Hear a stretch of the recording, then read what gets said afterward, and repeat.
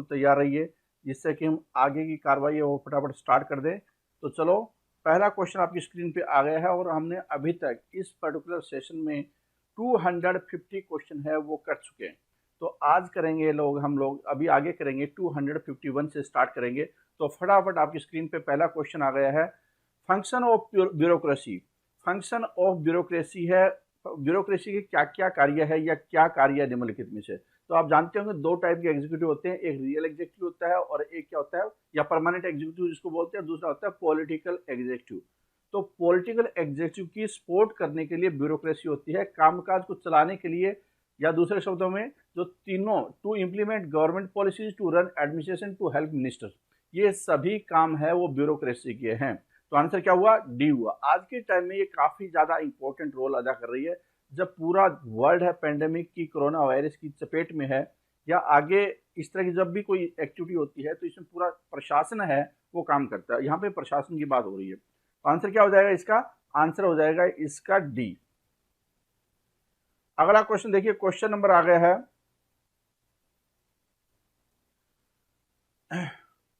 Question है आपके सामने, वो है justice Nanavati inquiry commission was set up by the NDA government to look into. आपको यह बताना है कि जो जस्टिस नानावती इंक्वायरी आयोग या जस्टिस नानावती जांच आयोग है, इसका गठन किया गया था और एनडीए की सरकार ने इसका गठन किया था। तो ये किस पर्पज के लिए किया गया था? बहुत ही इंपॉर्टेंट ये इवेंट था, आप बोल सकते हैं। क्यों? क्या था कि 1984 में एंटी सिख राइट्स हुए थे, सिखों को कत्लेआम, 3000 से ज़्यादा सिखों को कत्लेआम मार दिया गया था इंदिरा गांधी की हत्या के बाद में।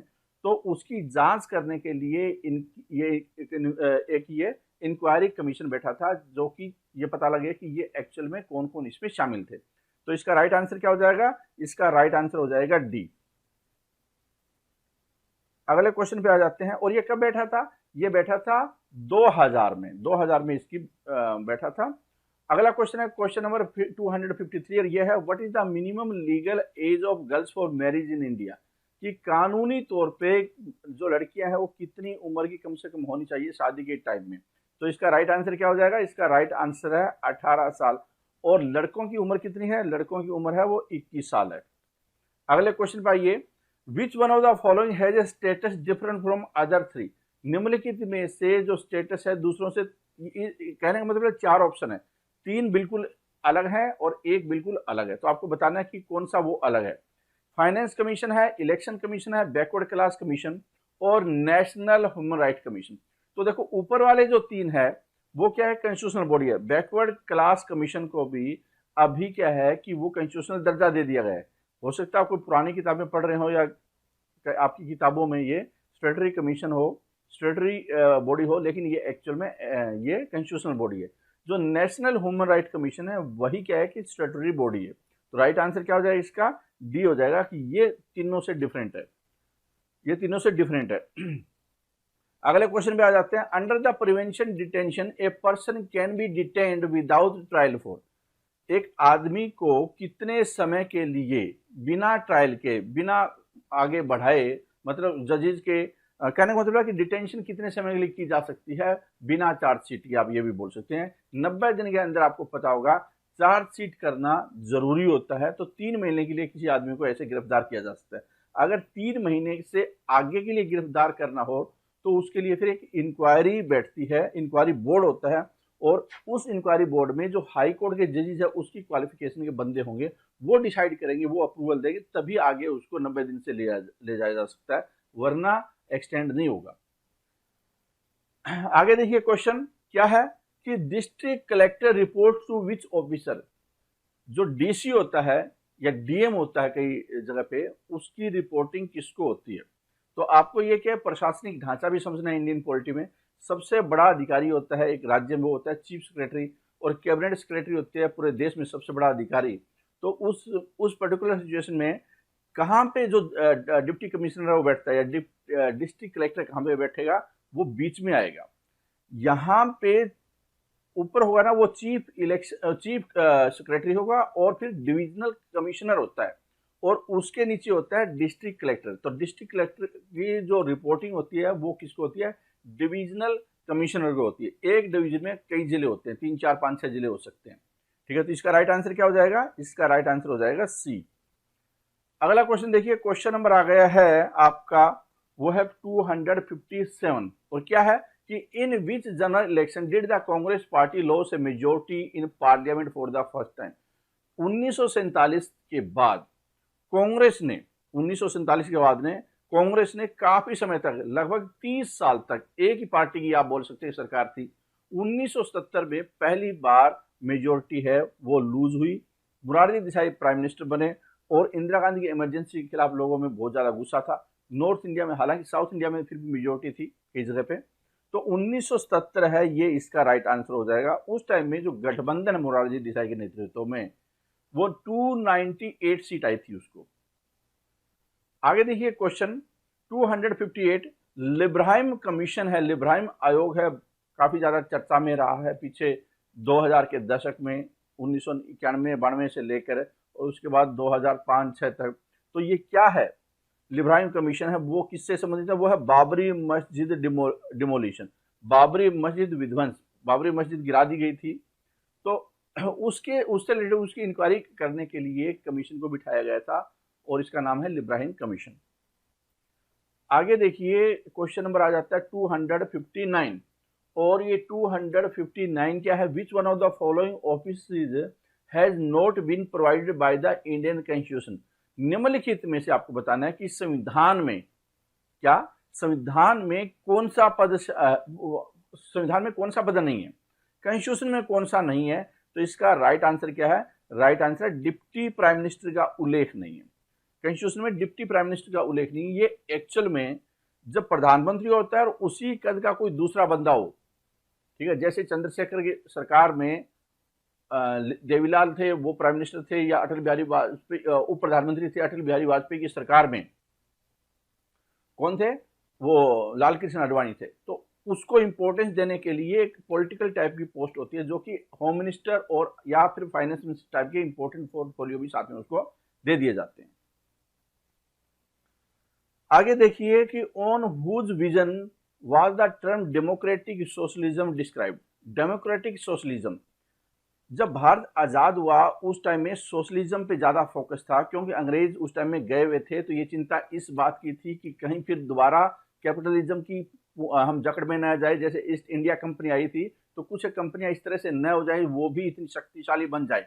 तो उस टाइम में जो विचारधारा थी जवाहरलाल नेहरू की, वो काफी ज्यादा इन्फ्लुएंस थी कि हमें सोशलिज्म की जाना है, डेमोक्रेसी की जाना है, डेमोक्रेसी की जाना है, मतलब जो गरीब है उसको भी हमें पूरा केंद्र में रखना, अपने जो पॉलिसी बनाएंगे उसको।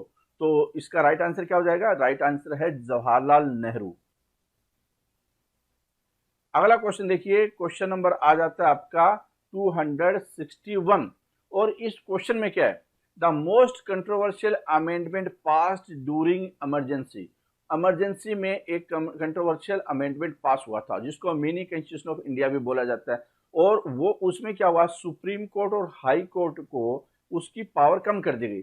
मतलब कि संविधान में जो परिवर्तन होगा, कॉन्स्टिट्यूशन में कोई अगर लॉ बनता है पार्लियामेंट से, तो वो क्या है कि उसको हाई कोर्ट या सुप्रीम कोर्ट को ये पावर नहीं होगी कि उनको उस लॉ को खत्म कर दे। वो जैसे कहने का मतलब है उसका जुडिशियल रिव्यू करने की पावर खत्म करने की कोशिश थी ये। ठीक है, एक तो ये बड़ा था और दूसरा क्या है, फंडामेंटल ड्यूटी है। उस टाइम में बहुत ज्यादा कंट्रोवर्शियल माना गया। अपोजिशन ने फंडामेंटल ड्यूटी को बहुत ज्यादा विरोध किया था। इनफैक्ट क्या है कि वो एक बड़ा आंदोलन बन गया था कि फंडामेंटल ड्यूटी क्यों बनाई जा रही है। और आज के टाइम में जो पार्टी सत्ताधारी है वो विपक्ष में थी उस टाइम में। तो आज के टाइम में जो मंत्री हैं वो लोग उस टाइम में जेल में थे और विरोध किस बात का कर रहे थे? फंडामेंटल ड्यूटी नहीं होनी चाहिए। और आज के टाइम में क्या है कि फंडामेंटल ड्यूटी को बढ़ावा देने के लिए वो राष्ट्रवाद है, नेशनलिज्म है, फंडामेंटल ड्यूटी का सहारा ले रहे हैं। तो ये वक्त वक्त का बात है, वक्त बड़ा बलवान होता है। तो 42nd अमेंडमेंट है वो इसका राइट आंसर हो जाएगा। अगला क्वेश्चन देखिए, how many spokes are there in Dharma Chakra, Ashok चक्र जिसको बोलते हैं, नेशनल फ्लैग ऑफ इंडिया। जब आप भारत का ध्वज देखेंगे उसमें नीले रंग का आपको एक बीच में चक्र मिलेगा जिसको अशोक चक्र बोलते हैं। उसमें कितनी तिल्लियां या ताड़ी वो कितनी होती है, कितने वो आपको डंडे से मिलेंगे? तो इसका राइट आंसर क्या है? इसका राइट आंसर है 24 वो तिल्लियां मिलेगी आपको। ठीक है, आगे देखिए question, the constitution 93rd amendment act deal with, कि जो 93वां संवैधानिक संशोधन है उसका संबंध है वो किससे? तो इसका राइट आंसर क्या होगा? Extension of reservation in educational system. Educational institution में रिजर्वेशन थी, उसको एक्सटेंड किया गया था। क्या है ये? कि 93rd constitutional amendment allows government to make special provision for advancement of any socially and educationally backward class of citizen, including their admission in aided or unaided private educational institution। कि private हो, अनएड वाला हो, बिना add वाला हो, social आधार पे educational backward classes को reservation दी जाएगी। तो कहने का मतलब है कि जो कॉलेजेस वगैरह है उसमें रिजर्वेशन लागू हो जाएगी। उसके लिए 93rd अमेंडमेंट है वो लाया गया। What is the scientific name of national animal of India? National animal of India है, उसका साइंटिफिक नाम क्या है? तो आप जानते होंगे कि नेशनल एनिमल है वो क्या है? टाइगर है। तो टाइगर का जो एक्चुअल में साइंटिफिक नाम क्या है, जो भारत का नेशनल एनिमल भी है, तो इसका राइट आंसर क्या है? Panthera Tigris. पंथेरा या पैंथेरा टाइग्रिस है इसका साइंटिफिक नाम है। ये एक्चुअली रॉयल बंगाल टाइगर इसको बोलते हैं, वो ये ठीक है। और ये नेशनल एनिमल है, वो 1973 में इसको घोषित किया गया था। हालांकि आज के टाइम में बहुत ज़्यादा इस बात पे बहुत सारे लोग इस बात को लेकर आंदोलन करने की कोशिश करते हैं, या उनका व्यू पॉइंट है कि गाय है वो नेशनल पशु होना चाहिए, क्योंकि बहुत ज़्यादा यहाँ पे हिंदू रहते हैं, 80 से 85%, तो हिंदुओं के वो पवित्र पशु है, तो क्यों ना उसको बनाया जाए भारत का राष्ट्रीय पशु। जबकि बना हुआ कौन है? बना हुआ टाइगर है। तो ये अपने अपने विचार हैं। Sikkim was made an integral part of India. Sikkim है उसको भारत का अंग है, वो कौन से संवैधानिक संशोधन से किया गया सिक्किम को? तो इसका राइट आंसर क्या हो जाएगा? इसका राइट आंसर है 36th अमेंडमेंट। क्या राइट आंसर है इसका? 36th amendment. अब बहुत सारे स्टूडेंट के दिमाग में ये आ रहा होगा कि ये आर्टिकल और संशोधन, ये 36 है, ये 42 है, ये 39 है, ये 40 है, और एक आर्टिकल आ जाते हैं, कभी 164 आ जाता है, कभी पता नहीं कौन सा आर्टिकल आ जाता है। तो ये सिरदर्द बन सकते हैं। जो कंपटीशन के एग्जाम होते हैं, यूपीएससी में ऐसे सिरदर्द नहीं बनते, क्यों? वहाँ ऐसे क्वेश्चन नहीं पूछे जाते हैं, फैक्चुअल ज्यादा क्वेश्चन पूछे जाते हैं। लेकिन जो स्टेट के एग्जाम होते हैं, चाहे वो स्टेट पीसीएस के हो या कोई दूसरे एग्जाम हो, एसएससी के, रेलवे के, सारे इसमें फैक्चुअल क्वेश्चन पूछे जाते हैं। उसमें फिर आपको याद करने वाले, रट्टा मारने वाली चीजें भी आपको चाहिए। 30 देखो पहले क्या हुआ कि 35th अमेंडमेंट हुआ, संविधान में संशोधन हुआ, और पहली बार एक नया टर्मिनोलॉजी ऐड किया गया, एसोसिएट स्टेट का। सिक्किम को भारत का एसोसिएट स्टेट बनाया गया, क्योंकि सिक्किम भारत का हिस्सा नहीं था। लेकिन उसके बाद एक महीने के अंदर ही एक अमेंडमेंट फिर कर दिया गया। क्या कर दिया गया? 35th के बाद अब कौन सा आता है? 36 आता है। और 36 में जो कि किया गया कि ये सिक्किम है फुल फ्लेज स्टेट होगा भारत का, और फर्स्ट शेड्यूल में जैसे दूसरे राज्य हैं उसी तरह से फर्स्ट शेड्यूल में इसको इंक्लूड कर दिया गया। तो ये इंपॉर्टेंट जानकारी आपको बता दी, याद करने में आसानी रह जाएगी। अब Indian constitution recognise the minority on the basis of, क्या भारत का संविधान है माइनॉरिटी है वो किस आधार पे रिकॉग्नाइज करता है? तो इसका राइट आंसर क्या है? Percentage of population of group to the total population. आपने देखा होगा कि लिंग्विस्टिक माइनॉरिटी, तो वहां पे भी वो माइनॉरिटी को रिकॉग्नाइज कर रहा है ना, भाषा के आधार पे भी लिंग्विस्टिक माइनॉरिटी है। क्या है? जो पिछला सेशन था उसमें आया था कि उसका यूपी में हेडक्वार्टर है, और वो एक कंस्टिट्यूशनल बॉडी है, इस तरह जिक्र आए थे। फिर धार्मिक संस्थाएं भी होती है। तो माइनॉरिटी का लिंग्विस्टिक भी हो सकती है, और माइनॉरिटी और रिलीजन भी हो सकती है। तो कहने का मतलब है कि पॉपुलेशन जिसकी पॉपुलेशन कम हो टोटल पॉपुलेशन में, उसको जो संविधान है वो माइनॉरिटी के रूप में रिकॉग्नाइज करता है, न कि सिर्फ धर्म के आधार पे। आगे देखिए क्वेश्चन है, question number 267, the first amendment to the constitution carried out in 1951 related to, पहला 1951 में ही संविधान में संशोधन करना पड़ गया। क्यों करना पड़ गया? कि उस टाइम में पहले बात तो आइडिया ही नहीं चल रहा था कि आजाद होने के बाद किस किस तरह की दिक्कतें आएंगी। तो सबसे पहले तो दिक्कत यही आनी स्टार्ट हो गई कि जो 31वां आर्टिकल था उसको खत्म करना है, और उस खत्म करते हुए उसको कहने का मतलब लैंड रिफॉर्म्स के लिए उसको खत्म किया गया।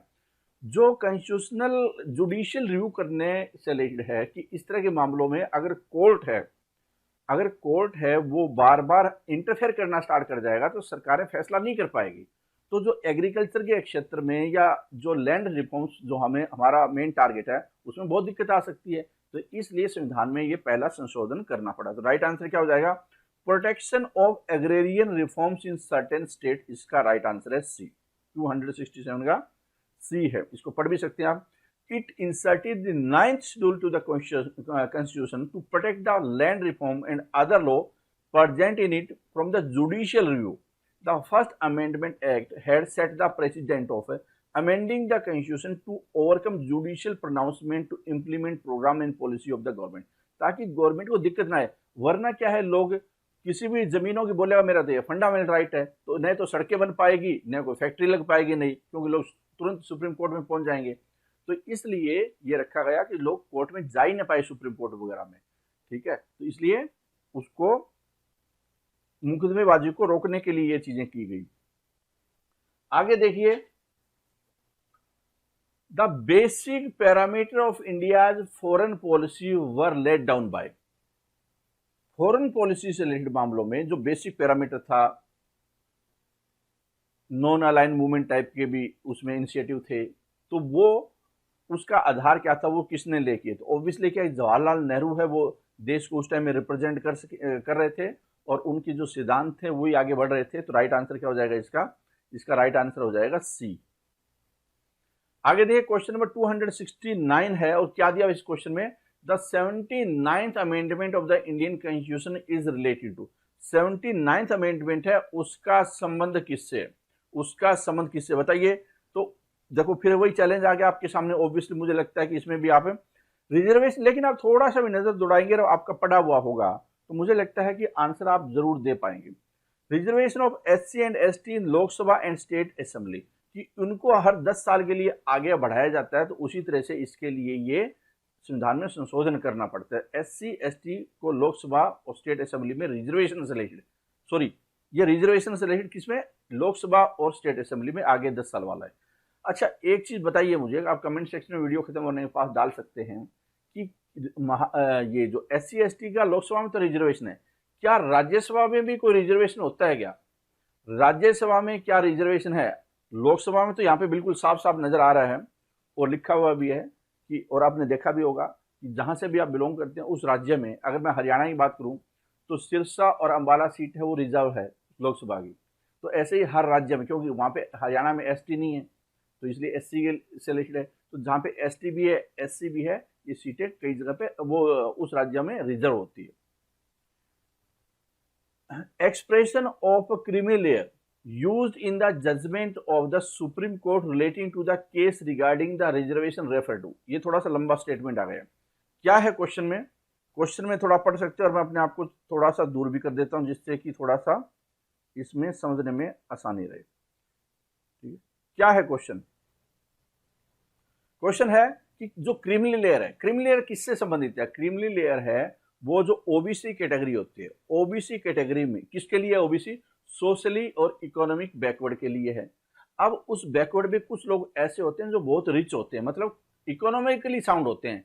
सोशली बैकवर्ड हो सकता है, एजुकेशनली पूरी वो कम्युनिटी है, वो जो कास्ट है वो बैकवर्ड हो सकती है, लेकिन उसमें पर्टिकुलर कुछ लोग ऐसे हैं जो कि इकोनॉमिकली बहुत फॉरवर्ड हो सकते हैं, मतलब बहुत ज्यादा ऊंची हस्ती हो सकती है।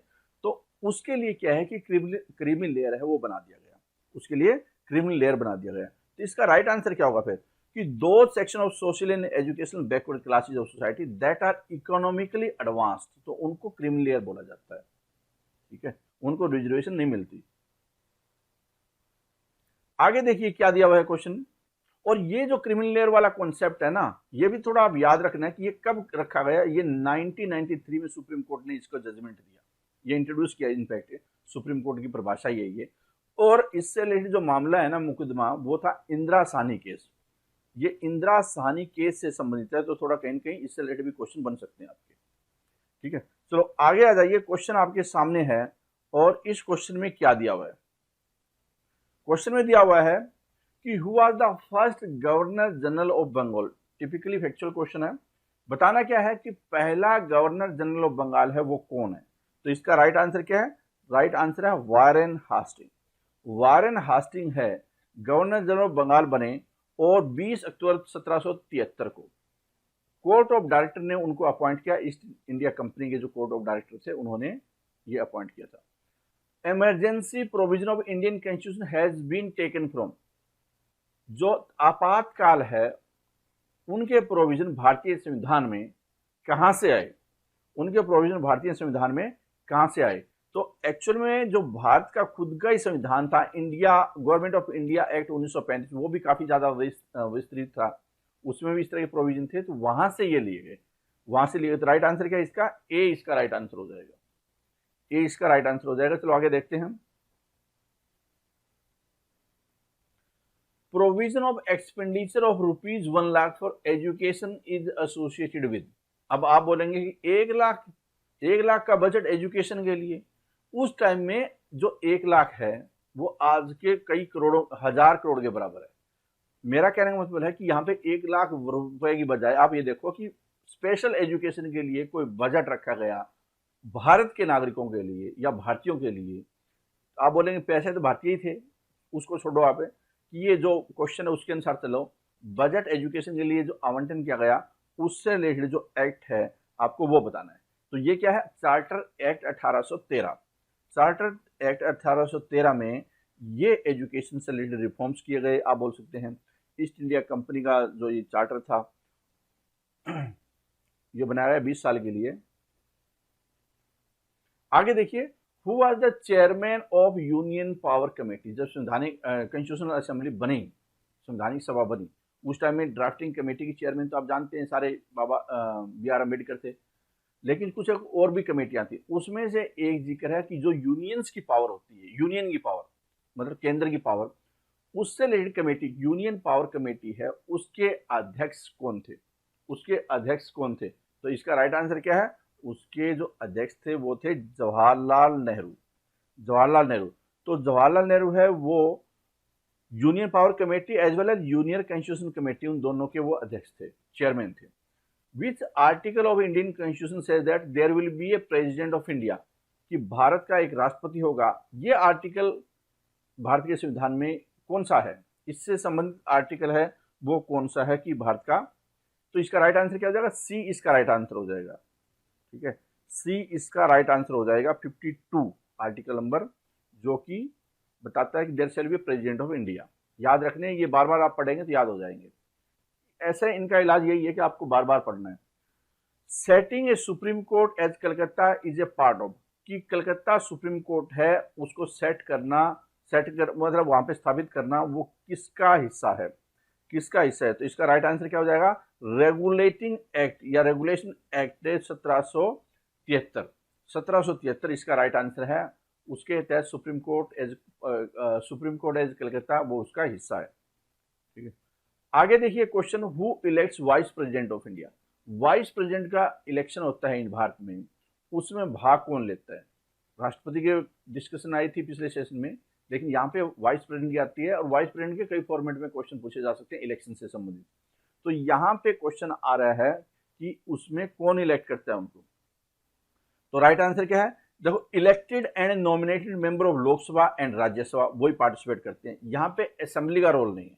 जैसे राष्ट्रपति के केस में क्या होता है, इलेक्टेड मेंबर पार्टिसिपेट करते हैं और असेंबली भी पार्टिसिपेट करती है, असेंबली के इलेक्टेड मेंबर, और क्या है कि राज्यसभा के इलेक्टेड मेंबर पार्टिसिपेट करते हैं। लेकिन उनको हटाने में नॉमिनेटेड भी पार्टिसिपेट करते हैं और असेंबली की जरूरत नहीं पड़ती राष्ट्रपति को हटाने में। लेकिन वाइस प्रेसिडेंट के केस में क्या है, elected and nominated member Lok Sabha Rajya Sabha ये पार्टिसिपेट करते हैं इनको चयन करने में। तो ए इसका आंसर हो जाएगा।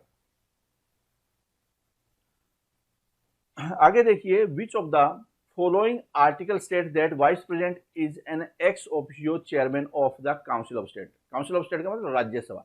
राज्यसभा के चेयरमैन है, एक्स ऑफिशियो चेयरमैन है, स्वतः ही चेयरमैन है, पदेन जिसको बोलते हैं। तो वो आर्टिकल कौन सा है? आपको ये बताना है कि वो आर्टिकल कौन सा है। तो इसका राइट आंसर हो जाएगा, इसका जो आर्टिकल है वो है आर्टिकल नंबर 64। आर्टिकल नंबर 64 में इसका जिक्र है कि प्रेसिडेंट है वो स्वतः ही chairman of a council of state होंगे। आगे क्या क्वेश्चन कि which future of Indian constitution has borrowed from Germany. Weimar constitution of Germany है, वहां से क्या लिया गया है बताइए। वहां से जो लिया गया है वो है provision concerning suspension of fundamental rights during national emergency. आप इसको हिटलर के साथ भी या नाजी के साथ में इसको थोड़ा कहीं कहीं कनेक्ट कर सकते हैं याद करने के पर्सपेक्टिव से कि इमरजेंसी लगे उसमें फंडामेंटल राइट को सस्पेंड कर दिया जाएगा। तो ये जो वाली सिचुएशन है, खतरनाक सिचुएशन है, वो कहाँ पे है, वो है जर्मनी से रिलेटेड। जर्मनी के संविधान से ये ले लिया गया। आगे देखिए, who administers the oath to prime minister. Prime minister को शपथ कौन दिलाता है? तो प्राइम मिनिस्टर को जो शपथ दिलाते हैं वो प्रेसिडेंट दिलाते हैं। 280 का राइट आंसर क्या हो जाएगा? ए है। प्राइम मिनिस्टर को शपथ दिलाते हैं प्रेसिडेंट। और किस बात की शपथ दिलाते हैं? Oath of office and secrecy to the prime minister. एक चीज मैं बता देता हूं कि कई बार ये भी आता है कि किसके लिए शपथ दिलाई जाती है, तो यहां पे क्या है? Oath of office and secrecy to the prime minister. लेकिन अगर यही राष्ट्रपति को आए तो क्या राष्ट्रपति को भी ऑफिस एंड सेक्रेसी की ना? उनको संविधान को बचाने की, संविधान का रक्षक के रूप में शपथ दिलाई जाती है। तो शपथ अलग अलग रूप में होती है। और एक सेशन में पीछे डिस्कस भी किया था, जो फॉर्म थे ओथ के वो अलग अलग थे। When was the Supreme Court of India first inaugurated? Supreme court का उद्घाटन कब हुआ, मतलब कब सुप्रीम कोर्ट है वो स्टार्ट हुआ। ठीक है, तो ये आपको बताना है। तो इसका राइट आंसर क्या हो जाएगा? 28 जनवरी 1950 है सुप्रीम कोर्ट बना। The Supreme Court of India came into being on 28 January 1950। It replaced both the, पहले इससे पहले क्या था? इससे पहले था फेडरल कोर्ट ऑफ इंडिया।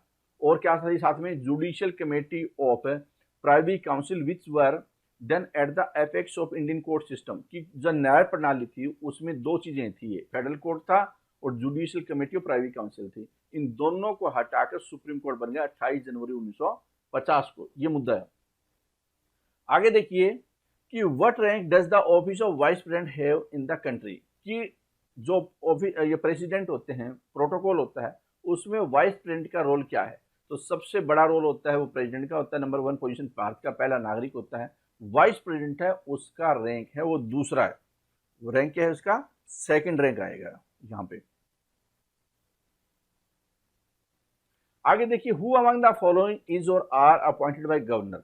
निम्नलिखित में से गवर्नर को अपॉइंट किया जाता है, किसके द्वारा अपॉइंट किया जाता है? कौन करता है गवर्नर अपॉइंटमेंट, या गवर्नर किस किस को अपॉइंट करता है?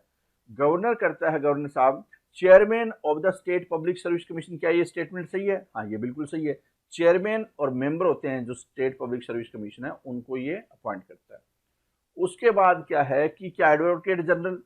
हाँ बिल्कुल करता है, एडवोकेट जनरल को भी करता है, महाधिवक्ता जिसको बोलते हैं। चीफ मिनिस्टर को भी अपॉइंटमेंट करता है। स्टेट इलेक्शन कमिश्नर, इनको भी अपॉइंटमेंट करता है। इनकी अपॉइंटमेंट होती है। इसका मतलब चारों की अपॉइंटमेंट होती है। तो राइट आंसर क्या हो जाएगा? डी है, इसका आंसर हो जाएगा। आगे देखिए कि which article of Indian constitution envisages that there shall be attorney general of India. आपको ये बताना है कि किस आर्टिकल में ये है कि भारत का एक जो अटॉर्नी जनरल ऑफ इंडिया है या भारत का एक महान्यायवादी होगा। भारत का सबसे बड़ा लॉ ऑफिसर होता है अटॉर्नी जनरल ऑफ इंडिया, जो कि सुप्रीम कोर्ट, हाई कोर्ट में सरकार की तरफ से मुकदमे लड़ता है। ठीक है, तो इसका जिक्र है वो कौन से आर्टिकल में? इसका जिक्र है आर्टिकल नंबर 76 में। आर्टिकल नंबर 76 में इसका जिक्र है।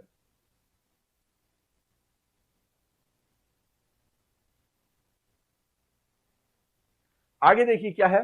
Salary and allowances of the minister of government of India are determined by whom. कि सैलरी है और अलाउंस है किसके? जो भारत के minister of government of India, जो मंत्री वगैरह होते हैं, अमित शाह है या फिर दूसरे जो मंत्री हैं, उनके डिटरमाइंड कौन करते हैं? उनकी सैलरी होगी। तो चाहे वो मिनिस्टर हो या फिर क्या है कि जो ये प्राइम मिनिस्टर हो, एमपी हो, इनकी सैलरी है वो पार्लियामेंट डिसाइड करती है। कौन डिसाइड करता है? इसका राइट आंसर क्या है? पार्लियामेंट द्वारा। डी इसका आंसर हो जाएगा।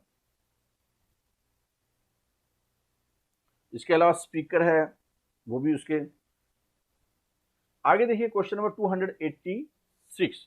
इस क्वेश्चन में क्या है? Consider the following statement which among them are true. थोड़ी सी टेडी सी क्वेश्चन है ये, और इस क्वेश्चन में अपने आप को थोड़ा सा मैं हटा देता हूं। क्या है क्वेश्चन को ध्यान से पढ़िए। क्वेश्चन में ध्यान से पढ़िए, क्या है क्वेश्चन में, consider the following statement which among them are true. Prime minister of India must only be a member of a Lok Sabha. क्या वो लोकसभा का ही मेंबर होना चाहिए? ऐसा तो नहीं है। जो डॉक्टर मनमोहन सिंह थे वो तो राज्यसभा के मेंबर थे, तो ऐसा तो नहीं है। इसका मतलब ये स्टेटमेंट गलत हो गई है। दूसरी स्टेटमेंट, इस तरह के क्वेश्चन को आपको एक एक स्टेटमेंट लेकर चलना पड़ेगा और उस पर आपको कट मारना है कि ये ठीक है या गलत है। कई बार ये भी पूछा जाता है बताओ कौन सी इनकरेक्ट है, तो इनमें से अगर यहाँ पे होता है इनकरेक्ट है तो भी आपको बड़े ध्यान से करना पड़ता है। ये क्वेश्चन आपके आमतौर पर गलत हो सकते हैं। आगे देखिए क्या दिया हुआ है कि prime minister of India can be a member of इधर हाउस ऑफ द पार्लियामेंट, कि दोनों के किसी भी सदन के सदस्य हो सकते हैं। ये बिल्कुल सही स्टेटमेंट है, ये बात ठीक है। British prime minister must only be a member of the lower house, ये बात भी बिल्कुल ठीक है। British prime minister can be a member of lower house as well as upper house, ऐसा नहीं है, ठीक है, ऐसा नहीं है। तो ये दूसरी और तीसरी स्टेटमेंट करेक्ट है। दूसरी तीसरी स्टेटमेंट का मतलब डी इसका आंसर हो जाएगा। डी है इसका आंसर होगा करेक्ट।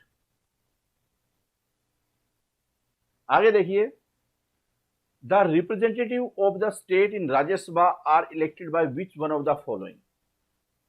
राज्यसभा के जो मेंबर होते हैं, राज्यसभा के एमपी होते हैं, उनके वो कैसे बनते हैं, उनको इलेक्ट कौन करता है? तो उनको एमएलए है वो इनडायरेक्ट इलेक्शन के जरिए इलेक्ट करते हैं, ठीक है। तो वो कहां पे, elected member of state legislative assembly, इसका राइट आंसर हो जाएगा।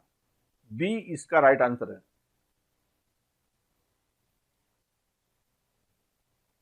Which among the following is not part of the state executive. Which among the following is not part of the state executive, मतलब सरकार है, सरकार की जो कार्यकारिणी है उसका हिस्सा कौन कौन है? तो उसका हिस्सा गवर्नर होता है, प्राइम मिनिस्टर, ये चीफ मिनिस्टर होता है, मंत्री होते हैं, ठीक है।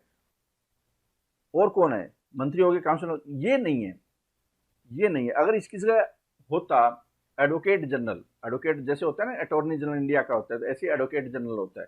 जो solicitor general of the state है ना, वो नहीं है इसका, वो तो एक अलग से पोस्ट है, स्टेटरी पोस्ट होती है, कॉन्स्टिट्यूशनल नहीं है वो। तो राइट आंसर क्या होगा इसका? ये नहीं होगा, तो राइट आंसर क्या हो जाएगा? डी इसका राइट आंसर होगा।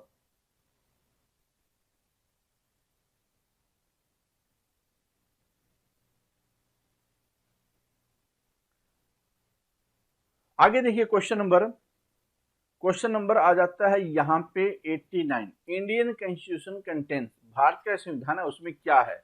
एक लिस्ट है, दो लिस्ट है, तीन लिस्ट है, चार लिस्ट है।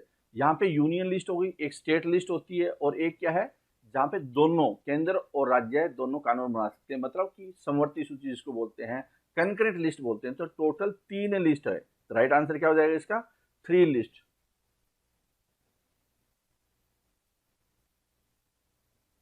आगे देखिए, who does not participate in the election for the vice president of India. तो निम्नलिखित में से वाइस प्रेसिडेंट के इलेक्शन में कौन पार्टिसिपेट नहीं करता?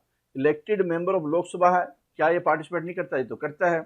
नॉमिनेटेड मेंबर ऑफ राज्यसभा, ये भी करता है। इलेक्टेड मेंबर ऑफ राज्यसभा, ये भी करता है। Elected member of state legislative assembly, ये नहीं करता। तो राइट आंसर क्या हो जाएगा इसका? ये डी है, वो नहीं करता। इलेक्टेड नॉमिनेटेड दोनों मेंबर लोकसभा राज्यसभा करते हैं, राज्यों का कोई रोल नहीं होता। उपराष्ट्रपति के इलेक्शन में, राष्ट्रपति के इलेक्शन में होता है। आगे देखिए, which of the following statements या statement is incorrect about habeas corpus have the body of, मतलब जिसको डिटेंशन में लिया जाता है, गिरफ्तार किया जाता है, पकड़कर जेल में डाला जाता है, उसके लिए यहाँ पे क्वेश्चन है कि उस कैदी को या उस प्रिवेंटिव डिटेंशन वाले को निम्नलिखित में से कौन सी स्टेटमेंट है वो इनकरेक्ट है? In review it reviews the legality of the prisoner imprisonment, कि कैदी को जो जेल में डाला गया है, ठीक है, 90 दिन के लिए या जो भी है, उसकी लीगलिटी क्या क्या वास्तव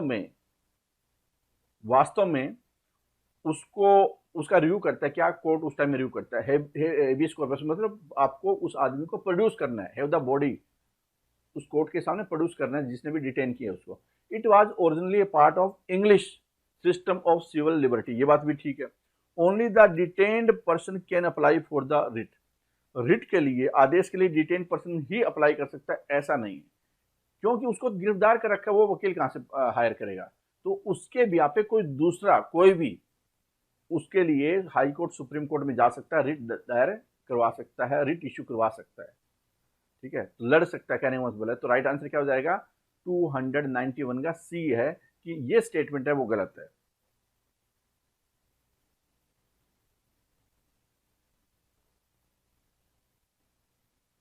आगे देखिए क्या है, और हाई कोर्ट में 226 आर्टिकल है और सुप्रीम कोर्ट में आर्टिकल नंबर 32 है। A member of a Lok Sabha resigns by writing to the, अगर लोकसभा के किसी मेंबर को रिजाइन करना हो तो वो किसको रेजिग्नेशन देगा? क्या वो प्रधानमंत्री को देगा कि राज्यसभा के चेयरमैन को देगा, किसको देगा? वो देगा स्पीकर ऑफ लोकसभा को। लोकसभा का मेंबर है तो लोकसभा के स्पीकर को रेजिग्नेशन देगा। राइट आंसर क्या हो जाएगा? 292 का बी आंसर हो जाएगा। और अगर राज्यसभा का मेंबर है तो चेयरमैन ऑफ राज्यसभा है, उसको रेजिग्नेशन देगा।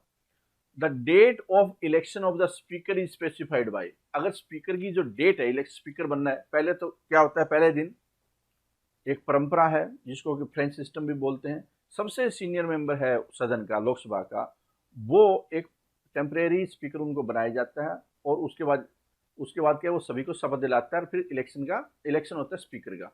तो उसकी डेट है वो प्रेसिडेंट द्वारा डिसाइड की जाती है, डेट है वो प्रेसिडेंट द्वारा डिसाइड की जाती है। तो आंसर क्या हो जाएगा? 293 का ए। आगे देखिए क्या है, termination of the sitting of the house for an indefinite period है कि अनिश्चित काल के लिए सदन की बैठक को स्थगित कर दिया गया है, उसको क्या बोलते हैं?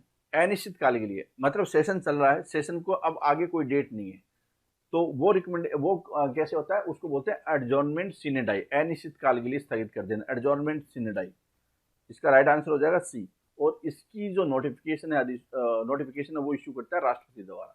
ठीक है, ये राष्ट्रपति द्वारा होता है। जो एडजॉर्नमेंट होता है, जैसे आज के लिए लोकसभा की कार्रवाई स्थगित होती है, कल के लिए होती है, तो वो स्पीकर करता है। लेकिन ये हो कि अनिश्चित काल के लिए तो घोषणा होगी, लेकिन नोटिफिकेशन आएगा वो प्रेसिडेंट की तरफ से आता है, जिसमें कि उस जो सदन वो पर्टिकुलर सेशन है उसका एंड होता है।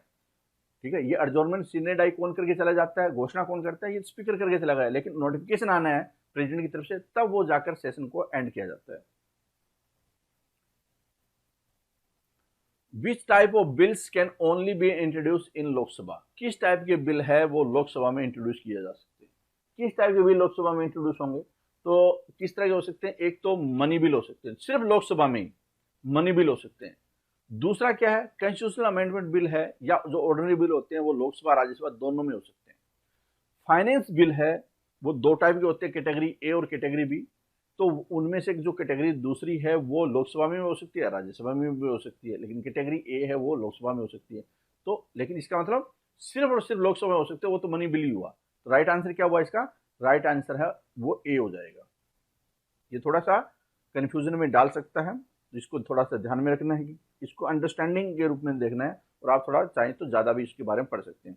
Accept money bill and finance bill category A, दो टाइप की कैटेगरी होती है ना, ठीक है, which can be introduce only in the Lok Sabha, any bill may originate in either house of the parliament, चाहे वो कॉन्स्टिट्यूशनल अमेंडमेंट का बिल हो या फिर ऑर्डिनरी जो बिल होता है। 296 क्वेश्चन है, ए जज of supreme court can resign from his office by writing to, अगर एक सुप्रीम कोर्ट का जज रिजाइन करता है, सिंपल मतलब नॉर्मल जज, चीफ जस्टिस की बात नहीं हो रही यहाँ पे, तो वो किसको रेजिग्नेशन लेटर भेजेगा? क्या वो चीफ जस्टिस को भेजेगा या प्रेसिडेंट को भेजेगा या किसी दूसरे जज को भेजेगा या गवर्नर को भेजेगा? तो इसका राइट आंसर क्या हो जाएगा? इसका राइट आंसर है बी, वो प्रेसिडेंट को भेजेगा। ठीक है, राइट आंसर है इसका बी।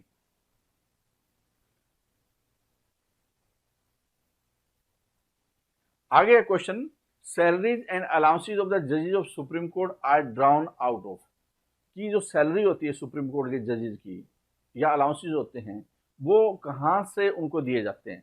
तो वो है कंसोलिडेट फंड ऑफ इंडिया, संचित निधि जिसको बोलते हैं, भारत की संचित निधि है, वहां से पैसा आता है, और उनके बिल पे पार्लियामेंट में लोकसभा में डिस्कशन हो सकती है, लेकिन वोटिंग नहीं होती, वोटिंग नहीं होती। तो इसका राइट आंसर क्या हो जाएगा? सी इसका राइट आंसर है।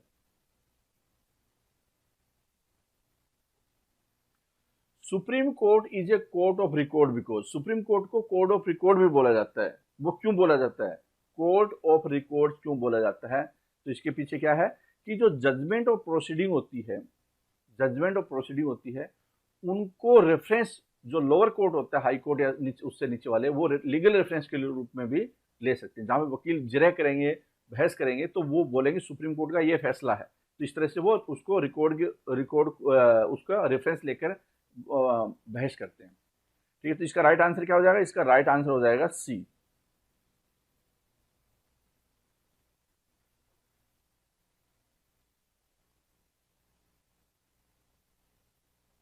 आगे है who elects the speaker of legislative assembly. Legislative assembly मतलब कि विधानसभा का जो अध्यक्ष होता है उसका इलेक्शन कैसे होता है या कौन भाग लेता है, तो उसका इलेक्शन है या उसको चुनना है वो वहां की उस लेजिस्लेटिव असेंबली के जो एमएलए है वो इलेक्शन उसका करेंगे। तो मेंबर ऑफ लेजिस्लेटिव असेंबली, ये राइट आंसर हो जाएगा C. Speaker is elected by the member of legislative assembly from among its member. आगे देखिए क्वेश्चन नंबर 300 और क्या है इस क्वेश्चन में, who is authorize to transfer the जज of one high court to another high court. कि निम्नलिखित में से आपको बताना है कि एक जज को, हाई कोर्ट का जज है उसको दूसरे हाई कोर्ट के, एक हाई कोर्ट में से दूसरे हाई कोर्ट में भेजना है, दिल्ली से चंडीगढ़ भेजना है, तो उसको ऑथराइज कौन है, कौन भेजेगा, कौन ट्रांसफर करेगा। इसका राइट आंसर अभी हाल फिलहाल में चर्चा में भी था कि जो दिल्ली में चल रहा था आंदोलन, उसमें एक जज को बीच में ही उसकी ट्रांसफर करके चंडीगढ़ भेज दिया गया, इसलिए मैंने चंडीगढ़ का एग्जाम्पल लिया। तो आपको बताना है कि ये कौन करता है, तो इसका राइट आंसर हो जाएगा प्रेसिडेंट। प्रेसिडेंट तो साइन करते हैं लेकिन एक्चुअल में करती तो पहले जो सुप्रीम कोर्ट के जज होंगे और वो जो उनका कॉलेजियम है headed by chief justice of India, वो रिकमेंडेशन भेजते हैं राष्ट्रपति को, राष्ट्रपति फिर वो साइन करते हैं।